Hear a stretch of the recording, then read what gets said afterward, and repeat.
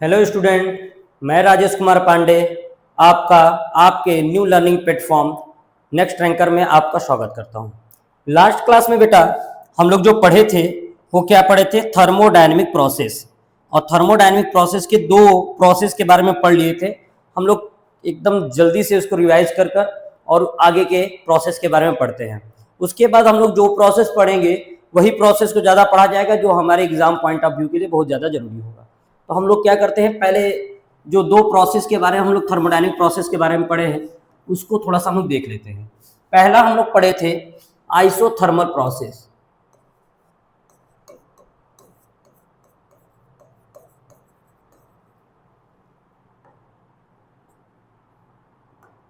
Isothermal process. Isothermal process में हम लोग क्या पढ़े थे? हम लोग ये पढ़े थे कि डेल्टा टी क्या होता है, जीरो होता है। और डेल्टा टी जीरो होने की वजह से हम लोग क्या कहे थे कि पीवी बराबर क्या होता है, कांस्टेंट होता है। और इसको हम लोग बताए थे कि इसको बॉयल्स ने दिया था, बॉयल्स लॉ था ये। और इसमें एक बात और नया ऐड कर देता हूं मैं कि इसमें डेल्टा यू भी जीरो होता है बेटा। डेल्टा यू क्या है? तो यू जो है इंटरनल एनर्जी है, जो आगे इसके बारे में हम लोग पढ़ेंगे। यहाँ पे इंटरनल एनर्जी का जो भी चेंज है वो भी क्या होता है, जीरो होता है। उसके आगे हम लोग जो पढ़े थे वो पढ़े थे आइसोकोरिक प्रोसेस।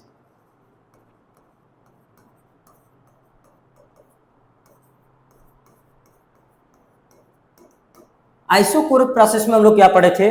आइसोकोरिक प्रोसेस में पढ़े थे कि डेल्टा वी जो होता है बेटा जीरो होता है। और डेल्टा वी जीरो होने की वजह से ये इसमें हुआ था P directly proportional to temperature हो गया था। और इसको हम लोग जो नाम दिए थे वो दिए थे गैल्यूसिक लॉ।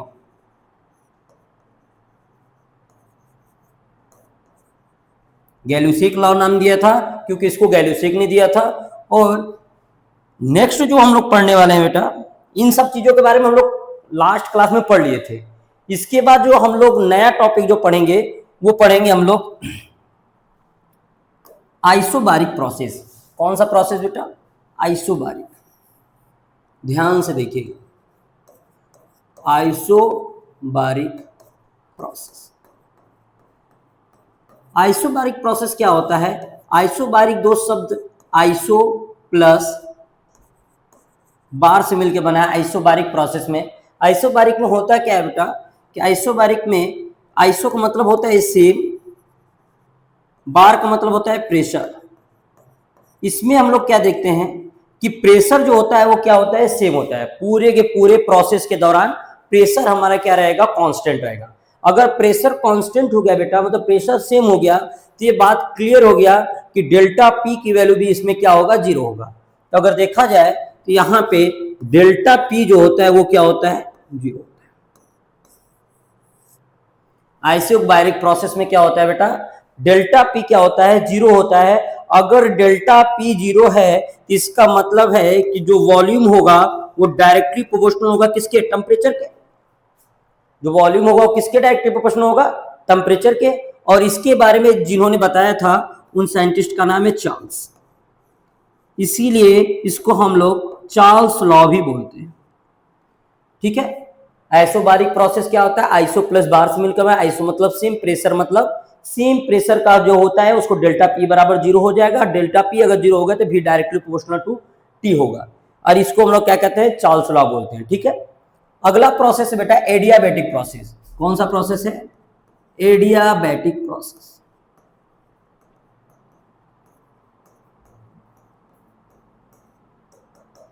एडियाबैटिक प्रोसेस क्या होता है बेटा, एडियाबैटिक प्रोसेस में जो होता है डेल्टा क्यू की वैल्यू जो होती है वो क्या होता है, जीरो होता है। मतलब डेल्टा क्यू जीरो होने का मतलब क्या, क्यू क्या है, क्यू बेटा हीट को बता रहा है। In the total thermodynamic process heat is same, या हीट आर सेम। हीट क्या रहेगा बेटा, कांस्टेंट या सेम रहेगा। अगर हीट कांस्टेंट या सेम है तो उस समय क्या होगा, डेल्टा क्यू की वैल्यू जीरो होगा। और डेल्टा क्यू अगर जीरो हो गया तो यहां पे एक इक्वेशन निकल कर आता है जो पीवी में पावर गामा इक्वल टू क्या होता है, कांस्टेंट होता है।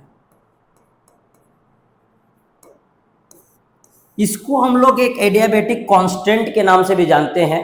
एडियाबेटिक कांस्टेंट के नाम से जिसको किसको जानते हैं बेटा, गामा को जो जानते हैं। गामा एक एडियाबेटिक कांस्टेंट है।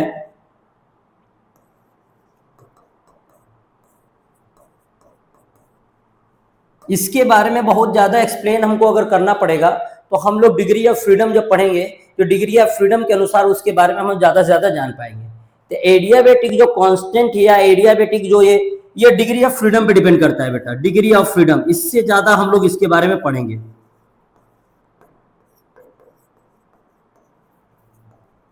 इसका एग्जाम्पल है बेटा बस्टिंग ऑफ टायर।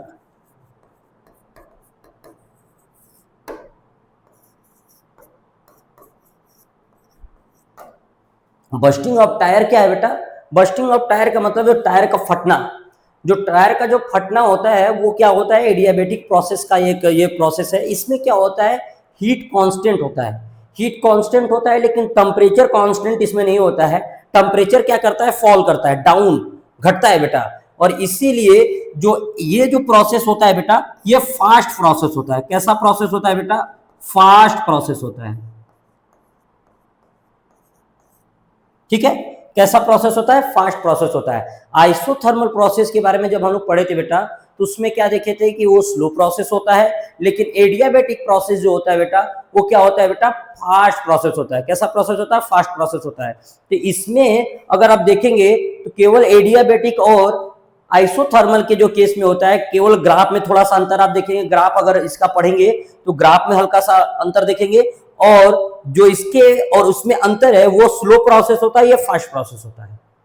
अगर कोई प्रोसेस फास्ट हो रहा है तो उसमें टेम्परेचर को चेंज होने का समय नहीं मिलेगा बेटा, लेकिन हीट क्या रहेगा, कांस्टेंट रहेगा। टेम्परेचर का चेंज नहीं हो पाता है उसमें। जो स्लो प्रोसेस में समय के साथ साथ जो होता है धीरे धीरे टी को कांस्टेंट रखे जा सकते हैं।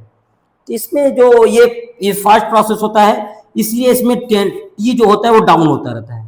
आपको देखेंगे कि जब पतले से किसी भी कॉन्सेप्ट से निकल कर आएगा, अगर कोई गैस बाहर की तरफ निकलता है तो वो ठंडी होती हुई निकलती है। और इसको हम लोग जूल्स थॉमसन इफेक्ट या जूल्स कूलिंग भी नाम से जानते हैं, जिसके कॉन्सेप्ट में हम लोग ये देखते हैं कि कोई गैस एक पतले से एक स्मॉल होल से बाहर की तरफ निकलता है तो फैलते वक्त ठंडा होता जाता है। ठीक है, जितना ज्यादा एक्सपेंड होता है उतना ज्यादा ठंडा होता जाता है। तो वहां पे ये कॉन्सेप्ट भी एडियाबेटिक का हम लोग थोड़ा सा देखते हैं। ठीक है, हम लोग 4 प्रोसेस के बारे में पढ़ लिए हैं। 5वां प्रोसेस हम लोग पढ़ने जा रहे हैं बेटा, साइक्लिक प्रोसेस। कौन से प्रोसेस के बारे में, साइक्लिक प्रोसेस के बारे में पढ़ते हैं।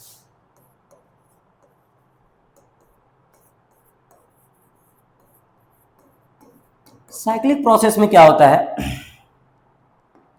साइक्लिक प्रोसेस में क्या होता है बेटा, कि साइक्लिक प्रोसेस में जो थर्मोडायनेमिक्स प्रोसेस जहां से शुरू हुआ रहता है वहीं पर वापस आकर क्या करता है, खत्म होता है।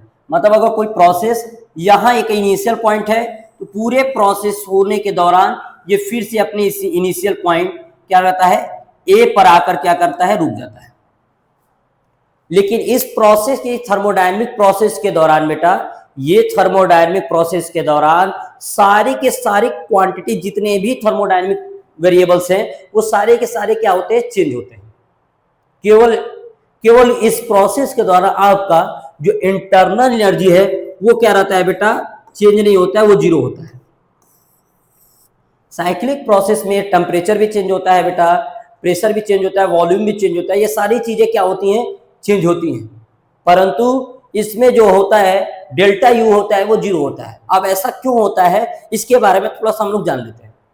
इसको कॉन्सेप्ट डालने के लिए बेटा हम लोग 2 तरह की चीजों को पढ़ते हैं, एक पाथ फंक्शन पढ़ते हैं, एक स्टेट फंक्शन पढ़ते हैं।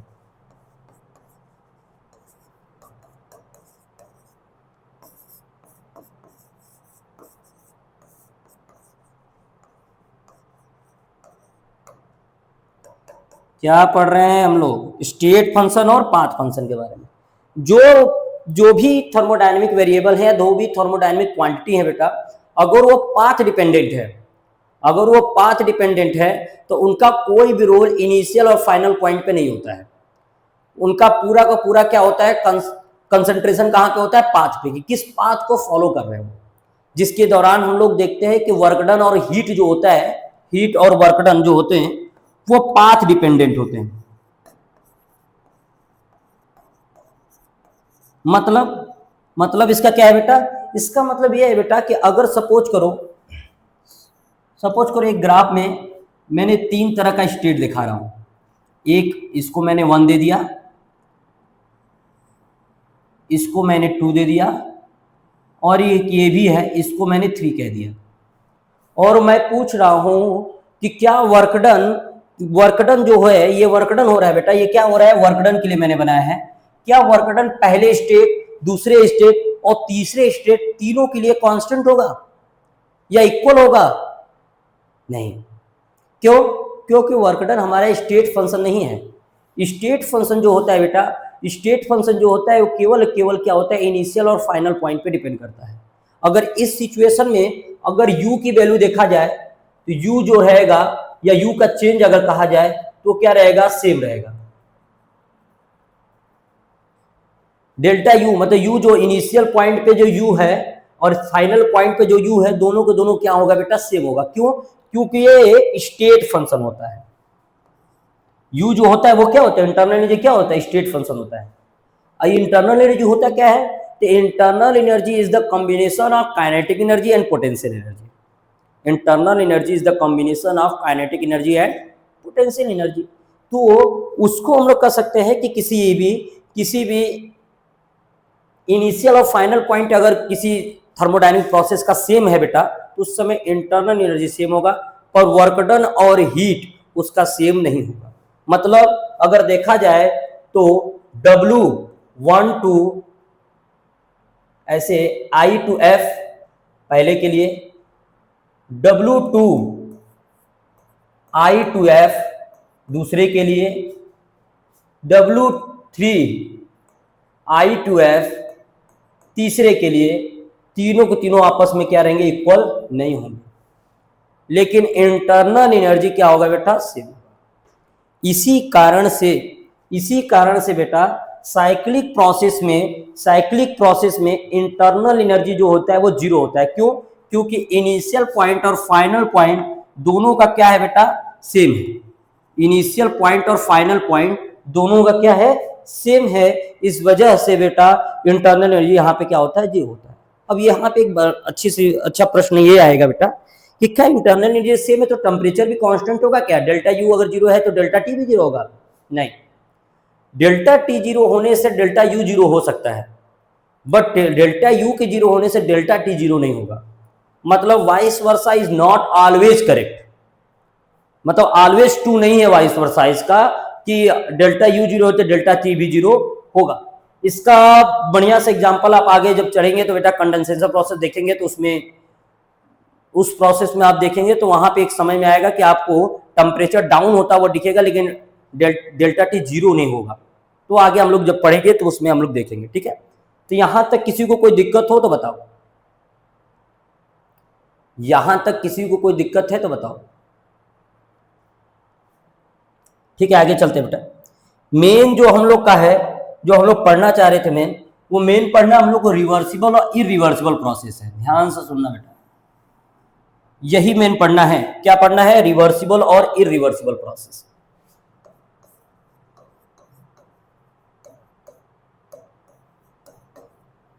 रिवर्सिबल प्रोसेस क्या होता है? रिवर्सिबल प्रोसेस उस प्रोसेस को कहते हैं बेटा, कहते हैं कि किसी भी थर्मोडायनेमिक प्रोसेस का जब इनिशियल से फाइनल की तरफ जाता है और वापस फाइनल से इनिशियल की तरफ आ जाएगा, उसी को हम लोग रिवर्सिबल प्रोसेस कहते हैं। जैसे इसका एक एग्जांपल आप लोग हमेशा देते हैं कि क्या होता है, आइस का वाटर में कन्वर्ट होना, वाटर का आइस में कन्वर्ट होना। क्योंकि एक बार स्टेट का चेंज हुआ, वाटर आइस वाटर में चेंज हो रहा, वाटर आइस में चेंज है, it is the reversible process, not a total reversible. इसको हम लोग पूरी तरह से रिवर्सिबल नहीं कहते हैं।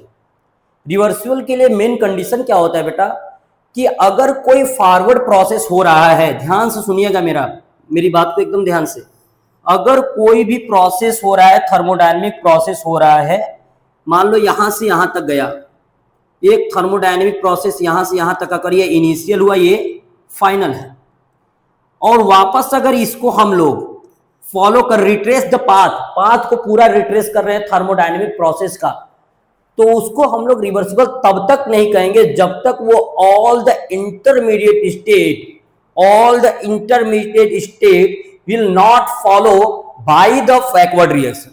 बैकवर्ड प्रोसेस के दौरान सारे के सारे इंटरमीडिएट जो प्रोसेस हुए हैं उसमें, और सारे के सारे इंटरमीडिएट प्रोसेस जो फॉरवर्ड डायरेक्शन में जाते वक्त हुए हैं, अगर वो बैकवर्ड डायरेक्शन में जाते वक्त अगर वो सारे इंटरमीडिएट प्रोसेस को हम लोग अगर कवर नहीं कर पा रहे हैं तो वो प्रोसेस रिवर्सिबल नहीं होगा। मेरी बात ध्यान से सुनिएगा बेटा, रिवर्सिबल प्रोसेस में क्या होता है कि जब हम लोग फॉरवर्ड डायरेक्शन में, मान लो कि फॉरवर्ड डायरेक्शन में मैंने, ध्यान से देखिए, मान लीजिएगा मैंने फॉरवर्ड डायरेक्शन में बहुत सारे छोटे छोटे छोटे छोटे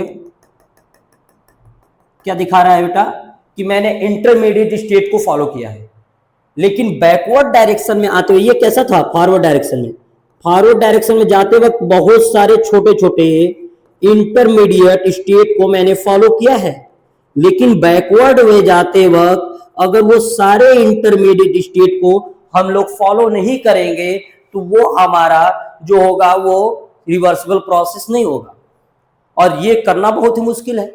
इसीलिए कभी भी कोई भी प्रोसेस पूरे रूप से रिवर्सिबल नहीं होता। इसीलिए बेटा कोई भी पूरा प्रोसेस पूरे रूप से रिवर्सिबल नहीं होता।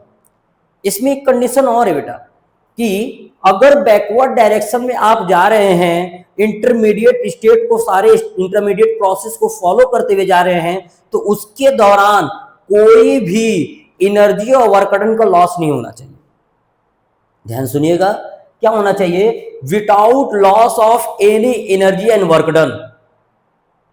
ठीक है, लॉस एनर्जी का और वर्क डन का नहीं होना चाहिए। कब तक? जब आप बैकवर्ड में वापस जा रहे हैं उसी प्रोसेस में।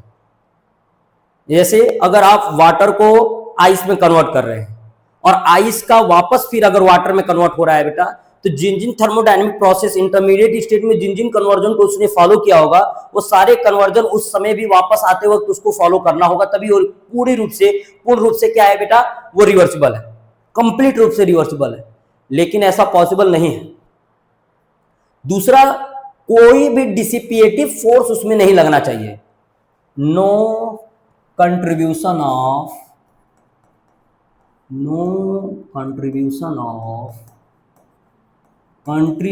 Of dissipative force.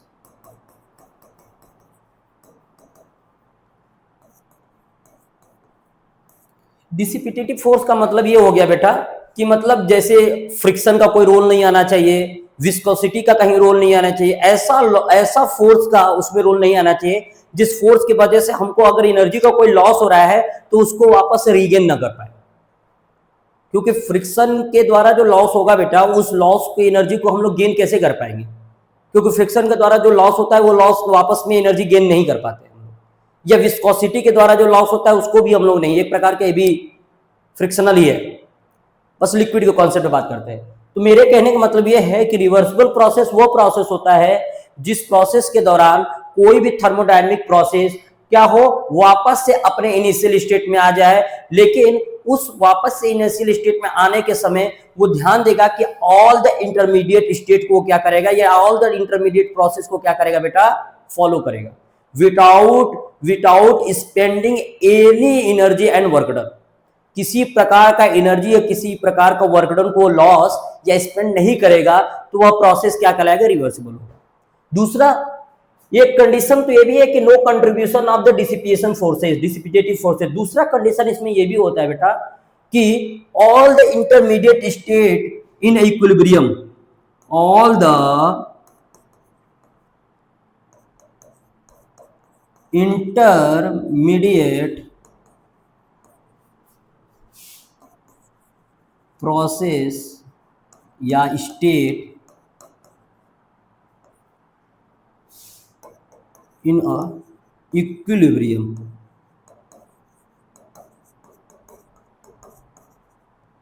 और इक्विलिब्रियम में कैसा बेटा? वो भी थर्मल इक्विलिब्रियम में होना चाहिए।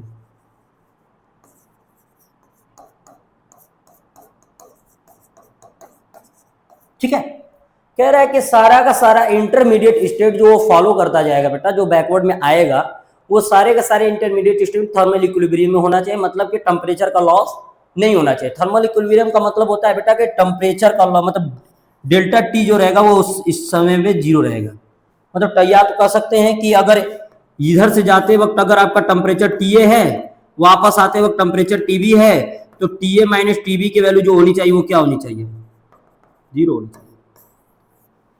ठीक है, मतलब कोई भी लॉस उसमें दिखना नहीं चाहिए एनर्जी का, मतलब इक्विलिब्रियम में होगा। ठीक है, यहां तक हम लोग का क्या सिस्टम है इरिवर्सिबल का।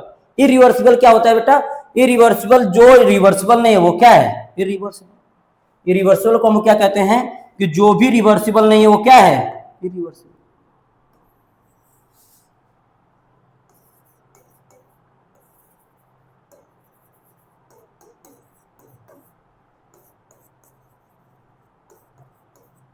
जो भी रिवर्सिबल नहीं है बेटा वो इरिवर्सिबल होता है। इंटरमीडिएट स्टेट अगर कोई फॉलो नहीं कर रहा है बेटा, हमको तो ऐसा लगता है कि सारे के सारे जितनी भी इस समय कंडीशन जो भी प्रोसेस हो रहे हैं वो सारे के सारे इरिवर्सिबल ही है, क्योंकि पूरे रूप से वो रिवर्सिबल भी नहीं है, क्योंकि इंटरमीडिएट स्टेट को कोई फॉलो ही नहीं कर रहा है, तो क्या होगा? वो इरिवर्सिबल के ही तरह रहेगा। तो मैक्सिमम जो आपको दिखने को मिलेंगे वो सारे के सारे इरिवर्सिबल ही दिखेंगे। लेकिन जो हम लोग अगर एक नॉर्मल कॉन्सेप्ट के अनुसार देखा जाए तो हम लोग वाटर का कन्वर्जन देखते हैं तो मैक्सिमम उसको हम लोग रिवर्सिबल मान लेते हैं। लेकिन रिवर्सिबल के लिए एक बहुत बड़ा कंडीशन है जो मैंने बताया, जो उसको फॉलो करेगा वही रिवर्सिबल है। ठीक है, तो हम लोग मेन कॉन्सेप्ट पे पढ़ते हैं बेटा। इसमें आगे जो हम लोग का एग्जाम के लिए बहुत ज्यादा जरूरी है, zeroth law of thermodynamics, very important है ये। Zeroth law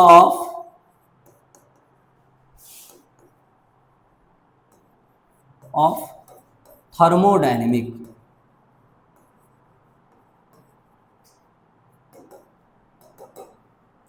zeroth law of thermodynamic होता क्या है बेटा? ध्यान सुनना। जीरोथ लॉ ऑफ थर्मोडायनेमिक सबसे बड़ी बात है कि ये बात किसके विषय पे करता है? तो ये बात करता है कॉन्सेप्ट ऑफ टेम्परेचर, यहीं से निकल के आता है बेटा। Concept of temperature.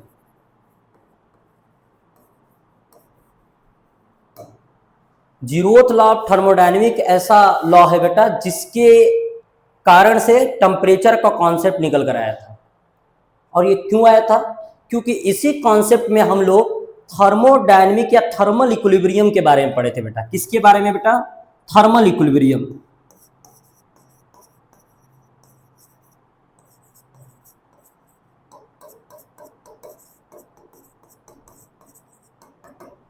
Thermal equilibrium के बारे में इसी में पढ़े थे, क्योंकि थर्मल इक्विलिब्रियम का जब कॉन्सेप्ट आया था तो हम लोग को टेम्परेचर का कॉन्सेप्ट समझने में बहुत दिक्कत नहीं हुआ था। कंसेप्ट ऑफ टेम्परेचर हम लोग इजीली समझ लिए थे। ठीक है, इसी के हेल्प से बेटा हम लोग थर्मामीटर का प्रोसेस भी समझ पाए थे।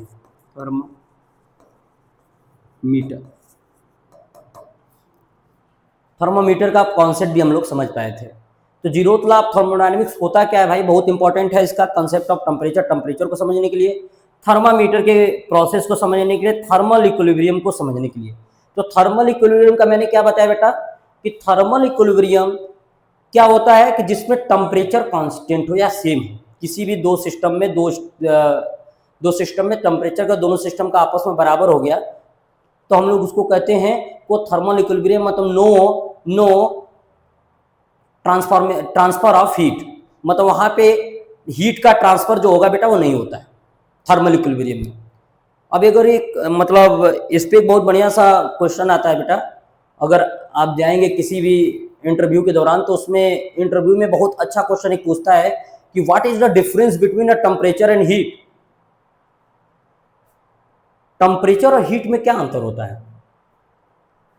और अगर आपको दोनों में एक बहुत ही स्मार्ट आंसर देना हो, अगर बहुत बेसिक आंसर देना हो तो आप इसमें दे सकते हैं कि टेम्परेचर क्या है बेटा? कॉज है, और हीट क्या है? उसका रिजल्ट है।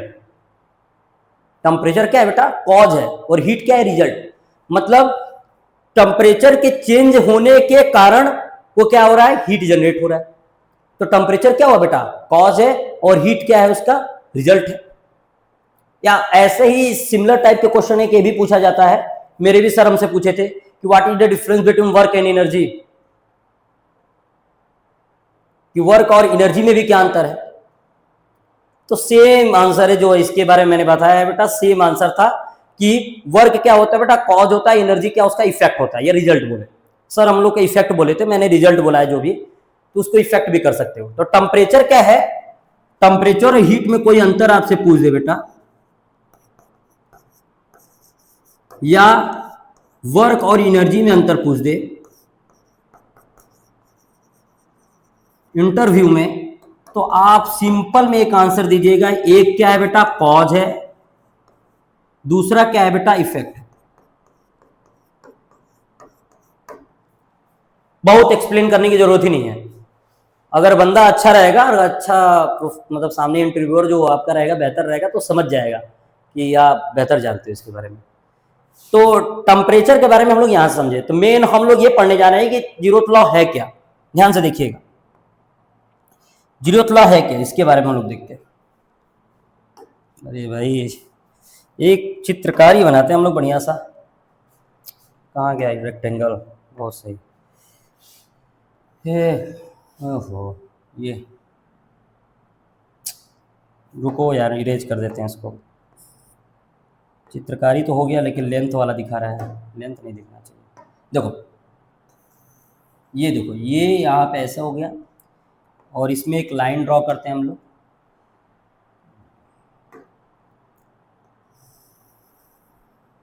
ये हुआ, और एक ये भी ड्रॉ करते हैं, यहाँ से एक ये हुआ, देखो बेटा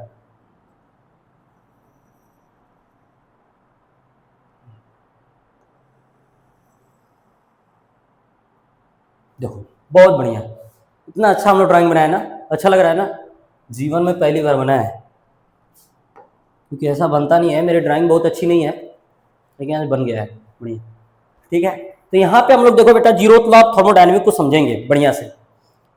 ये तीन सिस्टम को मैंने डिफाइन किया बेटा, इसमें तीन सिस्टम है, पहला सिस्टम ए, दूसरा बी, तीसरा सी। इस ये जो बेटा वॉल है, मैंने वॉल के बारे में आपको बाउंड्री के बारे में बताया था बेटा, ये जो बाउंड्री है बेटा वो एडियाबैटिक बाउंड्री है। कैसी बाउंड्री है, एडियाबैटिक बाउंड्री।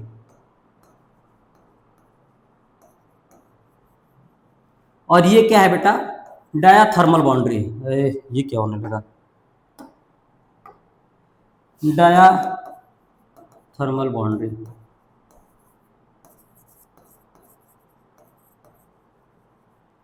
बेटा डायथर्मल बाउंड्री का मतलब है कि इसमें टेम्परेचर का चेंज हो सकता है, मतलब हीट क्या कर सकता है, ट्रांसफर हो सकता है, लेकिन एडियाबैटिक बाउंड्री का मतलब, ये आइडियाबैटिक वॉल का मतलब है वहां का हीट का ट्रांसफर नहीं होगा। तो जीरोथ बाबा ने, जीरोथ लॉ ने कहा क्या था, थोड़ा बढ़िया सुनिए।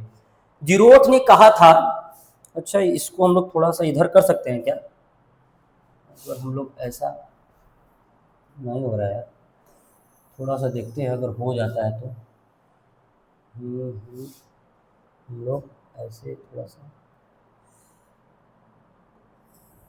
वाह ये भी अच्छी बात है, साइड कर लिया हम लोग, ठीक है। थोड़ा सा लिखते हैं, स्टेटमेंट लिखना है ना बेटा, तो थोड़ा स्टेटमेंट लिखने के लिए जगह चाहिए, तो क्या कहेंगे, if A and B are, फिर वही समस्या, आर थर्मल, इसको और सेपरेटली इन थर्मल इक्विलिब्रियम लिख लेते ना, are separately in thermal equilibrium, spelling देख लेना लाल, इक्विलिब्रियम विथ सी। क्या मैंने लिखा बेटा, if A and B are separately in thermal equilibrium with C, अगर ए और बी, सिस्टम ए और बी अगर सेपरेटली सी के साथ क्या है, थर्मल इक्विलिब्रियम है, then then then both A and B are thermal equilibrium to each other। ठीक है, क्या कह रहा है बेटा, अगर ए और बी थर्मल इक्विलिब्रियम में है, किसके साथ, सी के साथ, तो अगर तो ए और बी दोनों भी आपस में क्या होंगे, थर्मल इक्विलिब्रियम में होंगे। होना क्या चाहिए, ध्यान से देखिएगा बेटा, कह क्या रहा है कि मतलब ये थर्मल इक्विलिब्रियम ए जो है बेटा, ये जो है वो क्या है, ध्यान से देखिए, मतलब TA जो है वो TC के साथ क्या है बेटा, थर्मल इक्विलिब्रियम में है, मतलब टेम्परेचर दोनों का सेम है, मतलब हीट का ट्रांसफर दोनों में क्या है, नहीं होगा, थर्मल इक्विलिब्रियम में है। और TB जो है वो थर्मल इक्विलिब्रियम में है, किसके साथ, C के साथ, तो क्या होगा बेटा, TA जो होगा वो थर्मल इक्विलिब्रियम में होगा, किसके साथ, TB के साथ।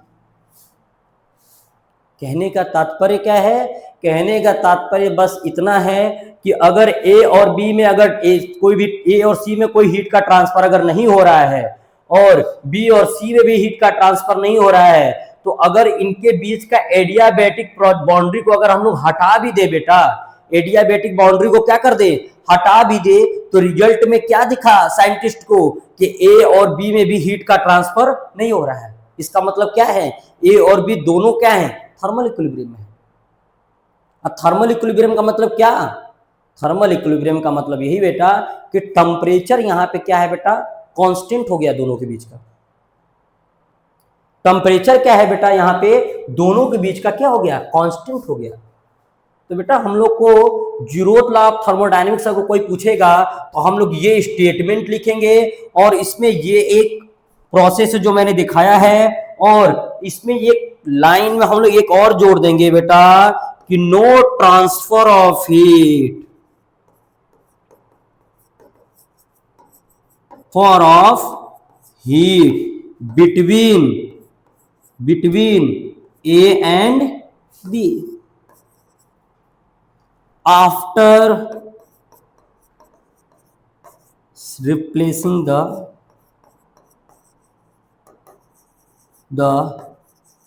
adiabatic boundary with diathermal boundary।